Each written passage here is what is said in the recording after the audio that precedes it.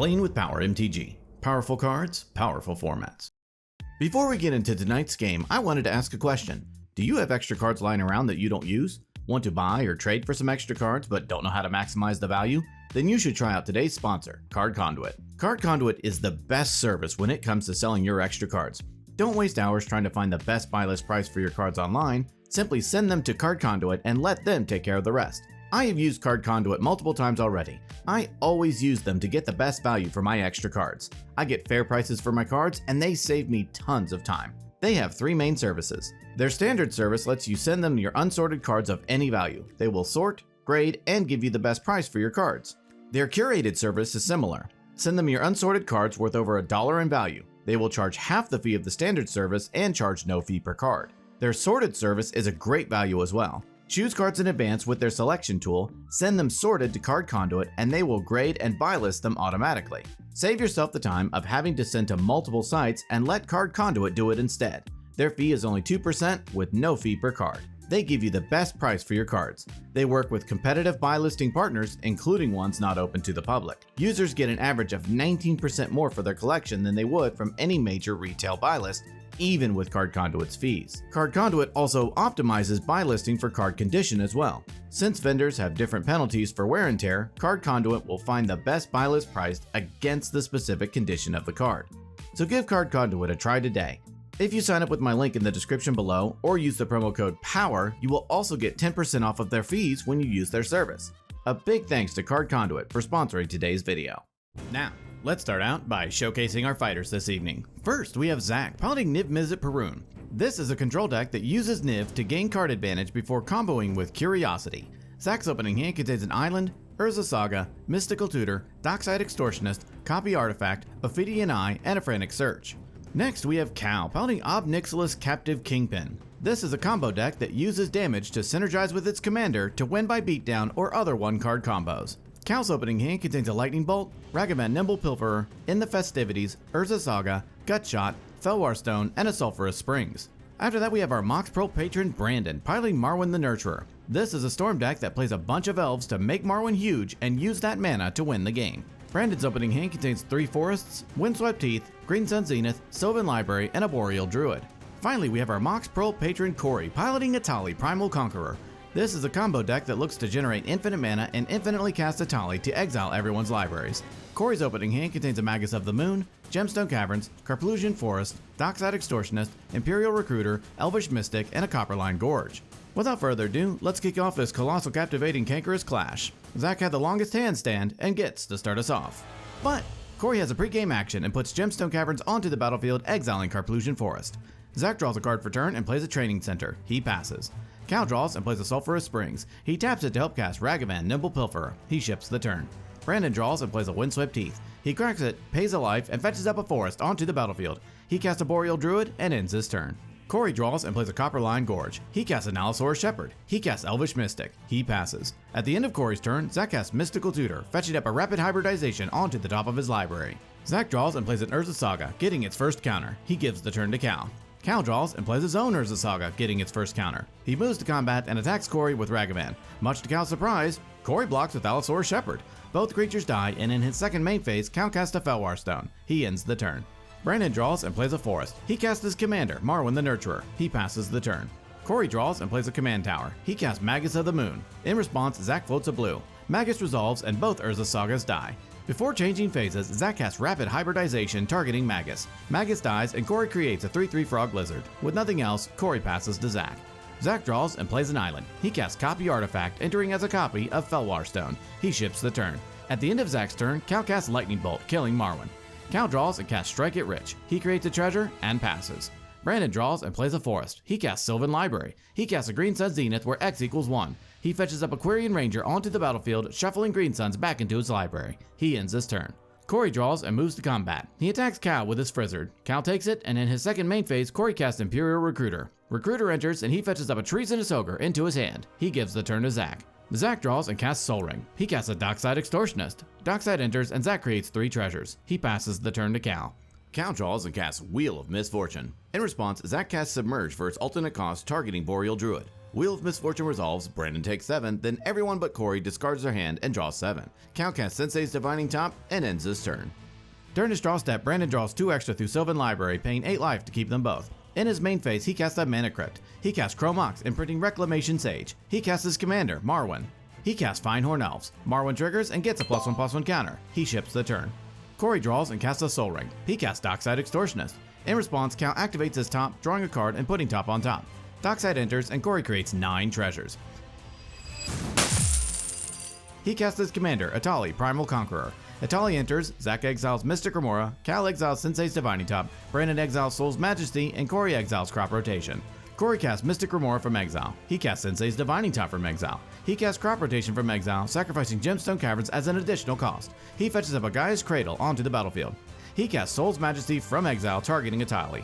In response, Zach casts Force of Negation, exiling a blue card, targeting Soul's Majesty. Mystic Remora triggers, and in response, Corey activates top, looking at and rearranging the top 3. Remora's trigger resolves, and Corey draws. Still in response, Corey casts Autumn's Veil. Veil resolves, Force of Negation fizzles, and Soul's Majesty resolves. Corey draws 7 cards. He casts Arcane Signet. He activates top, looking at and rearranging the top 3. He casts Bala Ged Recovery, returning Autumn's Veil to his hand. He moves to his end step, and in response, Brandon casts Force of Vigor for its alternate cost, exiling a green card, targeting Zach's Soul Ring and Mystic Remora. Remora triggers and Corey draws. Force of Vigor resolves and both are destroyed. Corey passes, discarding to hand size. Zach draws and plays a Polluted Delta. He cracks it, pays a life, and fetches up a Volcanic Island onto the battlefield. He casts his commander, Niv-Mizzet Perun. He ships the turn. Cal draws and plays an Ancient Tomb. He taps it to help cast his commander, Nixilis, Captive Kingpin. He taps Sulphurous Springs to help cast Imperial Seal. Niv-Mizzet triggers and Zach draws. Niv triggers again and Zach deals 1 to Querying Ranger. Imperial Seal resolves and Cal fetches up a card onto the top of his library and loses 2 life. He passes to Brandon.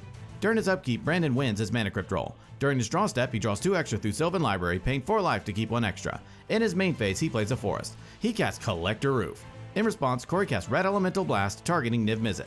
Niv triggers, Zach draws, Niv triggers again, and deals 1 to Finehorn Elves. In response, Zach casts Thunderclap for its alternate cost, sacrificing a mountain, targeting Marwyn. Niv triggers, Zach draws, and Niv deals a damage to Corey's Dockside. In response, Brandon taps Marwyn for 2 green. Thunderclap resolves, killing Marwyn. Still in response to Red Elemental Blast, Zach casts Daze for its alternate cost, bouncing an island, targeting Blast. Niv triggers, Zach draws, and deals a damage to Corey's Dockside, killing it. Daze resolves, and Corey pays 1. Still in response to Red Elemental Blast, Zach casts Pyroblast, targeting Etali. He draws through Niv and deals a damage to Corey's Elvis Mystic. Red Elemental Blast finally resolves, killing Niv-Mizzet.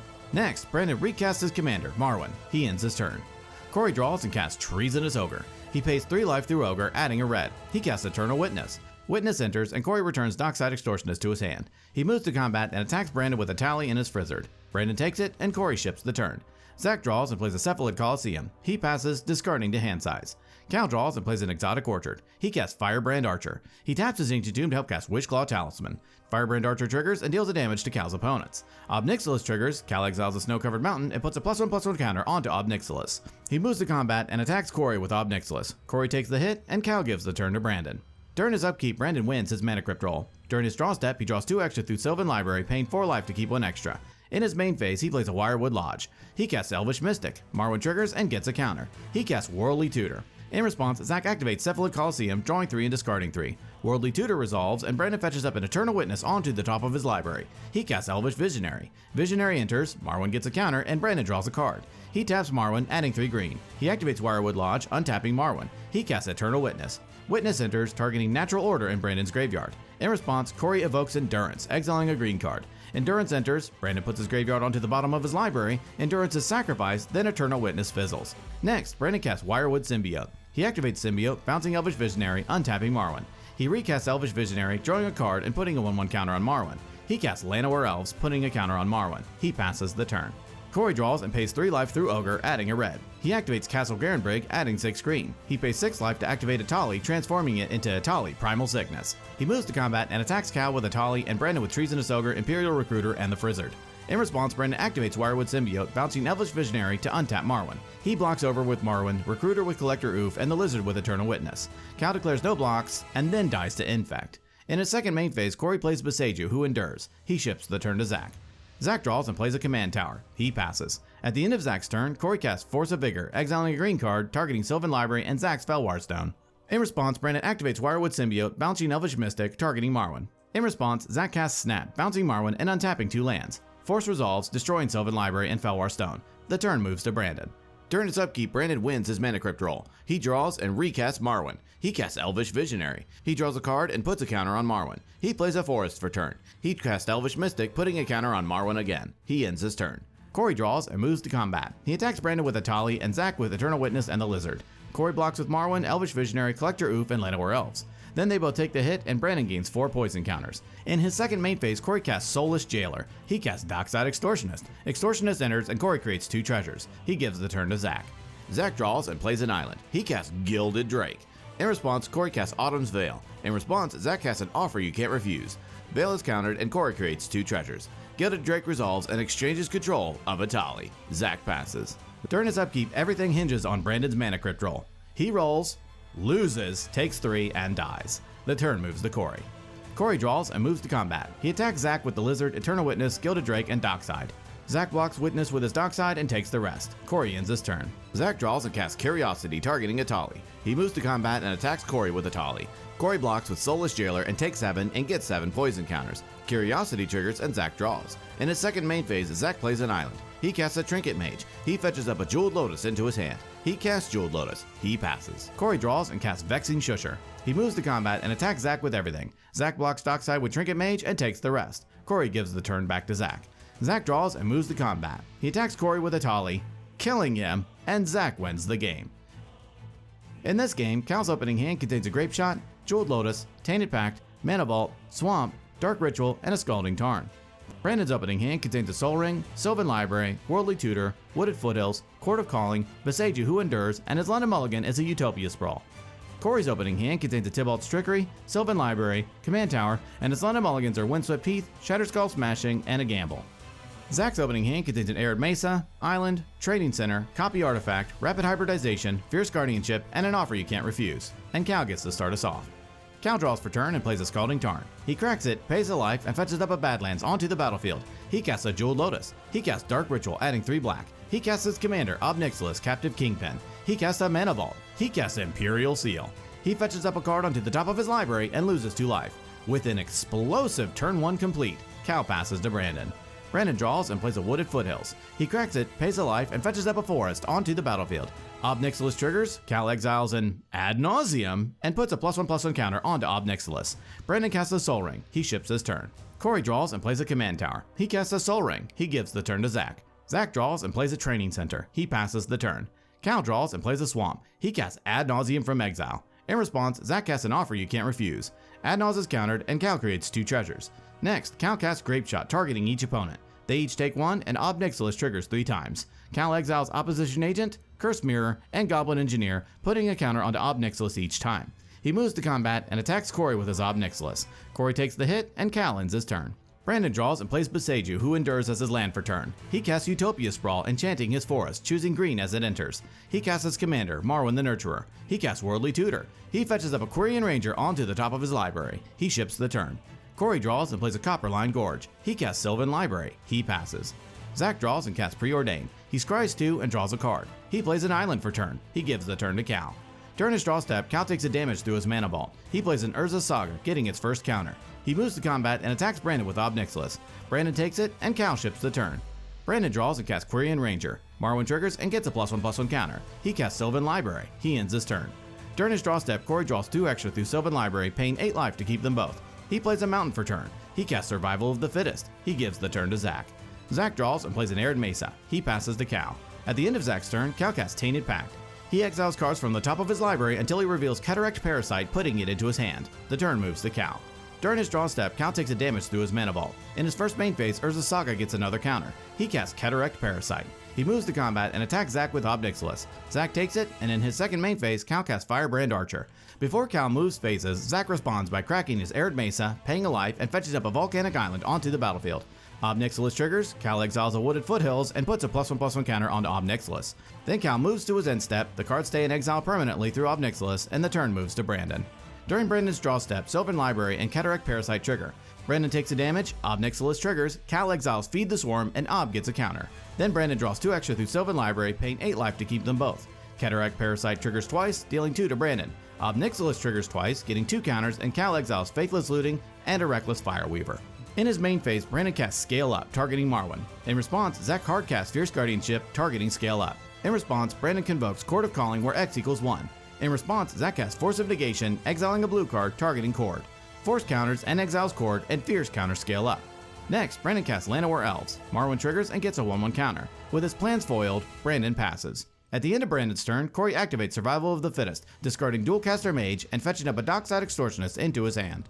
During his draw step, Sylvan Library and Cataract Parasite trigger. He takes the damage, then draws 2 additional cards through Sylvan Library, paying 4 life to keep 1 extra. Cataract Parasite triggers twice, dealing 2 damage to Corey. Nixilis triggers twice, getting 2 +1/+1 counters, and Cal exiles Burnt Offering and Ragavan Nimble Pilferer. In his main phase, Corey plays a mountain. He casts Dockside Extortionist. Dockside enters, creating 5 treasures. He activates Survival of the Fittest, discarding Godo Bandit Warlord, and fetches up a Temur Sabertooth into his hand. He casts Temur Sabertooth. He activates his Sabertooth, bouncing his Dockside. He recasts Dockside, creating 5 treasures. He demonstrates a loop of bouncing and recasting Dockside, netting treasures each time. He uses this loop to create infinite treasures. He then casts and bounces his commander, Etali, Primal Conqueror, infinite times, exiling everyone's library. Corey passes. One by one, each player attempts to draw from an empty library, loses, and Corey wins the game.